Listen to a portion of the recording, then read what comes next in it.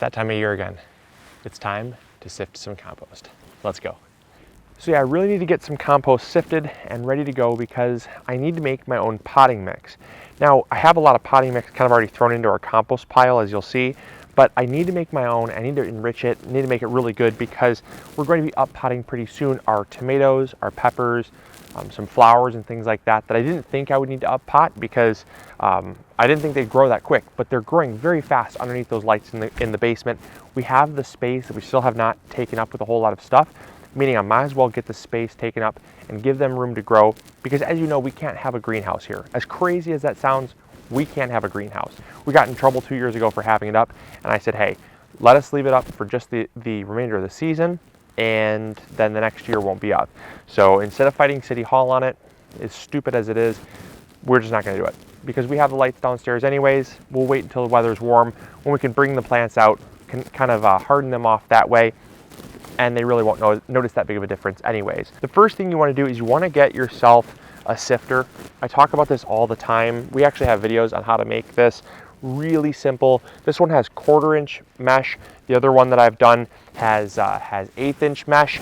The 1/8-inch mesh I use for seed starting if I'm sifting out things like worm castings or compost or even potting mix I'll sift out, because it's best to sift any type of mixture you're using so that you get the finest mix possible. The finer the mix, the better it's going to be for your plants. It's not going to compact as much. It's also not going to have large air gaps. It's going to allow good moisture retention, yet allow it to drain very freely. It's just got a whole ton of benefits. But you don't need as fine of a mesh for just up potting. The plants are already developed. They've already got a good root system. So that's why I'm going with a 1/4-inch mesh. You want to get that first. That's the first thing you're definitely going to need. Then the next thing you're going to need is a good compost pile. You can buy bagged compost, but I always tell people, if you have to buy it, that's fine. But if you have a compost pile, use a compost pile. I know there's a lot of worry and fear about fungus gnats and molds and mildews and all that kind of stuff. And there is when your seed's starting. Once you already have a plant that's healthy, it's growing, it's fine to move it into some compost. In fact, it's probably actually better because that's what it's eventually going to move into when you move it into the garden. And I'd rather get it accustomed to the soil and the type of soil it's going to have in the garden early on so that there's not as much transplant moving it into the garden, the transplant shock, moving it back into the garden. So we're definitely still working with some frozen compost, and you can see that pumpkin I threw in there. But for the most part, I just need to get enough to up pot my tomatoes. Like, I don't need a whole wheelbarrow full.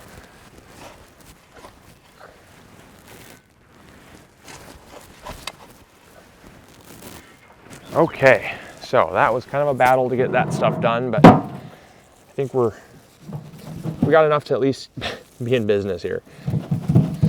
So the first thing I'm just gonna do, I find it's easier just to balance it because at first it's pretty heavy with soil. So just balancing it and using one end as a pivot point and balancing the other end, it's usually easier to bounce it. As long as it's moving the compost around, the smaller bits and pieces will filter through, and all this stuff that's still frozen, it'll unthaw and it'll go back in the compost pile as clumps.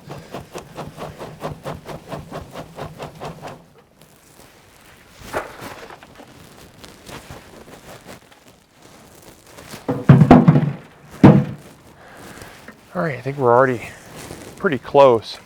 I want to get just a little bit more though, just to make sure that I have enough, because I don't want to run out halfway through. I don't want to run out halfway through up potting my tomatoes and realize I need more.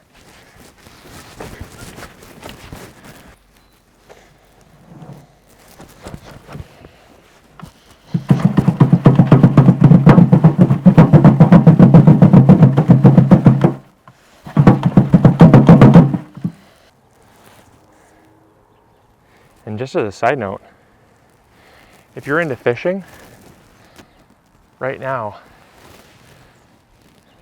you can get some really good grubs by digging through the compost pile. That right there is a super, super trout bait. We go trout fishing, And that right there is like one of their favorite foods. Put that sucker in a butter container, take him to the river, and you'll get yourself some pretty good fish.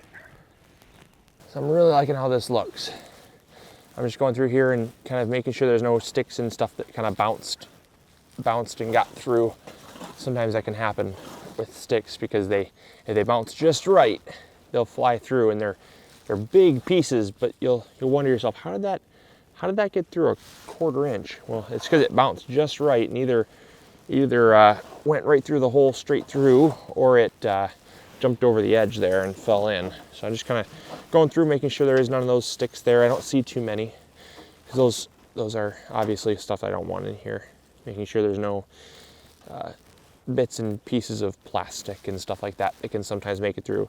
And you may be wondering, how does plastic end up in my compost pile? You know, I don't throw plastic into my food scraps, you know, when I compost them, and we don't use a whole lot of plastic in the house anyways. We use mostly glass. But how does plastic end up in your compost pile? Well, trash blows into my yard, and when I mow my lawn, I just accidentally suck up the trash, and that's how you get little bits of plastic in there that there's no way for me to get rid of them all.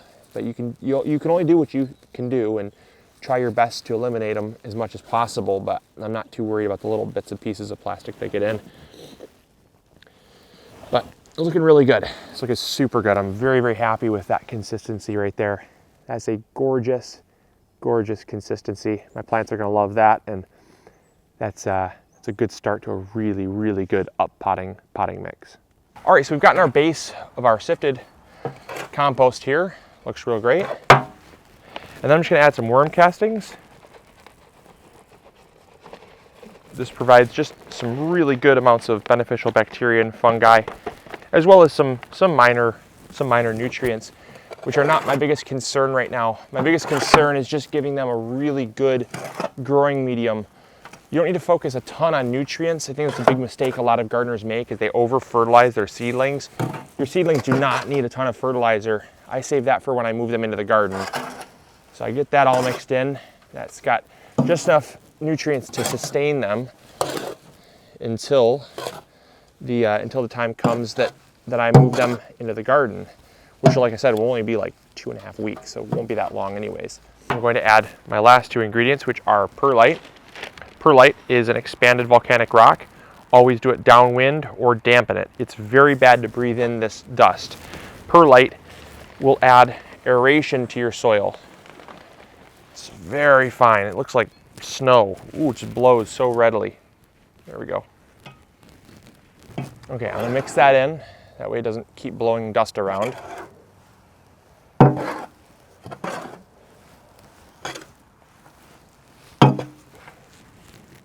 Like I said, do that downwind.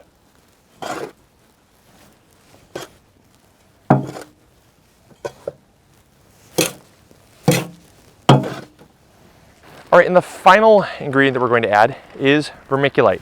Now, vermiculite is also an expanded volcanic rock. However, this volcanic rock is very porous, and this allows water to be retained. This is going to give your soil really good drainage, but also really good water holding capabilities. And I like to put in 1 part perlite to 1 part vermiculite. So once it's all mixed together, it looks a bit lighter colored than just pure compost. But again, the components that we added are really going to allow it to have great moisture holding capabilities, give it good drainage. It's really going to add a good volume to your soil. It's just a great all-around mix. You really can't go wrong with that perlite vermiculite combo. And then that combined with the sifted compost and the worm castings, you really got everything you need to have just an incredible mixture. You'll notice, I mean, clumps together, but as soon as you touch it, it just completely disintegrates. And that's what you look for. It's going to hold on to moisture really well, but allow the roots just to go right straight down through.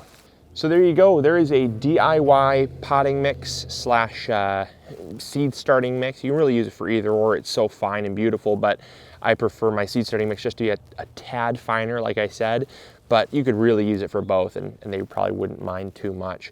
But I know the question is going to come up, where do you get your perlite and vermiculite? Well, I get mine from our local hydroponic store, and the grade that I get, there's different grades. You can get fine, extra fine, medium, coarse, there's a whole lot of different terms out there. I prefer medium grade. Medium grade is, it's not so fine that it just is dust that blows away, but it's not so big like coarse is, where you have a lot of chunks and it takes up a lot of, it just really is bulky in your soil. I prefer that medium grade because it's the best of both worlds. So there you go. There is a super cheap and easy to make potting mix. I hope you all enjoyed. I hope you learned something new. This by no means is, you know, the end all be all of potting mixes. There's a lot out there. There's a ton of different recipes. This is just the one that works best for me personally, and the one that I've been using the longest with the best results. So that's the one I continue to use. But experiment, try it out. Let me know what your mix is. If you have a different mix, in the comments box below, I'd be interested to know. And also, I hope you all learned something new. I hope you liked this video, and if you did, make sure to throw a like up there. It really does help our channel grow and helps the videos get spread around to more people. As always, this is Luke from the MIgardener channel, reminding you to grow big or go home, and I'll catch y'all in tomorrow's episode. See ya.